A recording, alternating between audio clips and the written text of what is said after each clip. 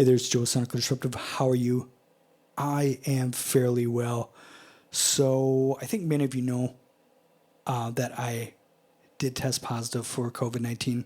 I was kind of sick off and on for the last like 3 weeks or so. Finally, I talked somebody into giving me a test. And yeah, it came back positive. And it's nothing horrible. I've had it mild compared to many others. Just for me, it's mainly just been just drained of any energy, muscle aches, that type of thing, headaches. Weird thing, I'll get like hives and a rash all over. 10 minutes later, completely gone. Moved someplace else. Just shifts, moves, goes away. Some days I won't have it all. Some days, the whole day it's like popping up different places. It's so weird. And so last week I was feeling pretty good. I was starting to get some energy back. I was starting to be able to do a little exercise without coughing my lungs up and completely out of breath. And then the weekend came and it all changed. It all degressed. And suddenly I felt worse than I did ever and just so tired. So I didn't do anything over the weekend. Now, today's the first day that I kind of feel a little bit better. So let's try this. I'm going to do something a little different on this video. Should be pretty quick. Something that is definitely not new. And people have been doing this probably ever since there have been people in language. And that's arguing over who did it better. So I'm going to pick two things kind of that swim in the same stream and, discuss them and discuss who did it better.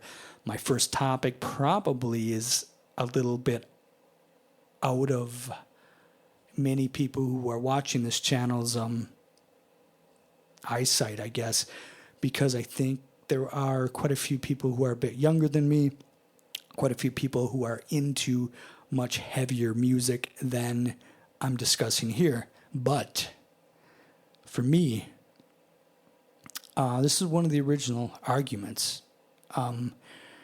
This takes us all the way back to 1986, and I was at the time 14 years old. Now, that is a very pivotal age when it comes to music. That's a very you're confused. You get so much stuff going on. But you're definitely growing up, and you're feeling a lot of different feelings than you felt before. And music at that time, for me, definitely was the world. So important. From probably 13 on, it was all music. I could not get enough of it. I had many jobs mowing lawn just so I could get some money to go down and buy cassette after cassette after cassette. Yeah, I'm that old. So, yeah, Van Halen 5150 versus David Lee Roth's Eat 'Em and Smile. Now, even if you're not a fan of either, and even if you're younger, I'm sure you probably know the story somewhat at this time. It was after the 1984 album by Van Halen, David Lee Roth parted ways. And Sammy Hagar came in as the vocalist. So it was late March 25th, it looks like, of 86, is when we finally got to hear what Van Halen would sound like without David Lee Roth.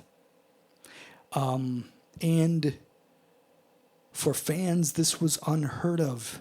And it was like one of these things where you're like, I can't believe this is happening. How can this be? And it seemed really important at the time. But then you heard a few songs, and for me anyway, I had very high hopes. And I realized at that time this isn't such a bad thing. Because 5150 is a really strong record, full of just classic songs, full of classic guitar riffs, and just really super strong, melodic, hard rock writing.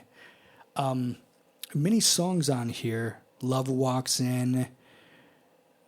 Why Can't This Be Love? Dreams.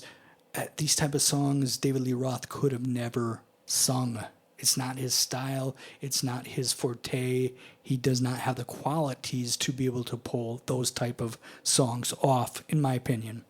And Sammy Hagar is, whether you like his voice or not, for me, the tone of his voice has always been a little... It was one of those voices that I never completely loved, but I always enjoyed, if that makes any sense at all.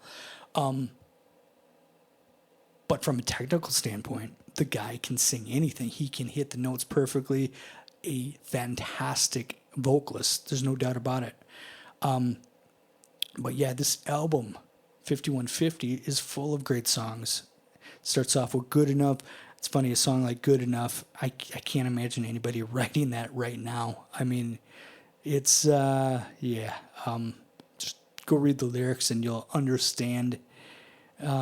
Not very politically correct. I think they may be talking about sex, maybe. But the riff in there, it kills. The song Get Up, just so driving. What is amazing to me is when you hear a song like Get Up and some of that, everything is dead on. The drums that Alex is playing on that song is just phenomenal, killer. Eddie's guitar work is stellar, and these guys were out of their heads at this time. From what you read, they could barely stand. They were so drunk most of the time. And how do they pull that off? I don't know. That's impressive if you look at it. The song 5150 is kind of a unheralded classic, I think. I love the guitar part in that. Summer Night, you hear the beginning of it, and that guitar riff, so good. And at this age, and I grew up in the United States in the Midwest, and at the end of March, it's finally starting to warm up just a little bit. You're getting signs of, 50s and 60s. And so a song like Summer Nights, you listen to it, and when you're 14 years old and you hear that, you just long for those summer nights where you're just hanging out with your buddies, wherever, at the park, got your boombox and you're listening to music. Yeah. And that's what you live for. And that song put everything so perfectly. Love that song. Always have. Lyrically, some stuff on here can be cheesy. It can be, I don't know, crude, not the best lyrics. Again, there are songs like 5150, Love Walks In, Dreams, some of those that have a more mature flavor to them. But, lyrically, it's not the best. But musically and from a songwriting structure point of view, really super strong. So, yeah, great album. Now we get to July. Now, David Lee Roth releases Eat 'Em and Smile. And first song I heard from that was Yankee Rose. Killer. Always love that song. Just a fantastic song. Again, nothing deep. Nothing that blows your mind. But musically, it blows your mind. Steve Vai and Billy Sheehan and Greg Bessonet. I'm forgetting his name. Bison. I forgot the drummer's name, and that's a shame because he's a fantastic drummer. And obviously, everybody knows about Vai and Billy Sheehan, just stellar. And yeah, this was great. This felt like Van Halen kind of on steroids. And then Shy Boy. Great song. Just so good. I would say underrated, perhaps. Amazing song. Then you get a song like I'm Easy. So cool. Musically so good. These songs are so well written. and the musicianship is insane. Better than Van Halen records, absolutely. Now I can't say Steve Vai's better guitar player than Eddie Van Halen because that's kind of sacrilegious. But he's right there with them, you know. Plays a little bit different style, but I feel he might be more rounded. So good. Probably my favorite track on that record is Ladies' Night in Buffalo. I just love, it's just got this laid back groove, just smoky, sultry. I always love that song. Just everything about it, you know, like it's, and I think what puts, what am I trying to say? One of the things that I think is underrated in David Lee Roth's, what people think of him as just a showman. He's not a great vocalist. He really isn't a stellar vocalist. A great showman he always was. But something else that I always thought he was really good at is lyrics. Half of them are nonsensical and may not have made any sense at all, but just the way the phrases he would use were so different and original. And I think a lot of people may not realize it, but everything you read about the guy, he's really super intelligent, you know? So he always puts these phrases together. They have a personality to them. And a lot of these songs on here have that very oddly poetic, strange lyrical content that I think makes these songs far more interesting than anything on 5150. I may be showing my hand a little bit, but the video is getting a little bit long, and I probably need to wrap it up soon because I went on and on already. But yeah, Ladies' Night in Buffalo, you got, it's like 2 a.m., the traffic's slow, another ladies' night in Buffalo. So good. That isn't that impressive, but I love that song. Going Crazy, you know, it's one of those pop hits that kind of Diamond Dave type thing. Tobacco Road, they did a great job on this remake. Elephant Gun, so good. The musicianship in this song, the way Billy Sheehan just goes off, and I think Elephant Gun and Big Trouble, the next song, have these fantastic, some of the best guitar solos I've heard, and Big Trouble is so good. Again, it's got that odd poetic lyricism that is so great. Bump and Grind, it's kind of your standard, you know, deal. Great musicianship, lyrics, it's kind of cringeworthy. That's Life, another remake. But overall, I have to say that Eat 'em and Smile.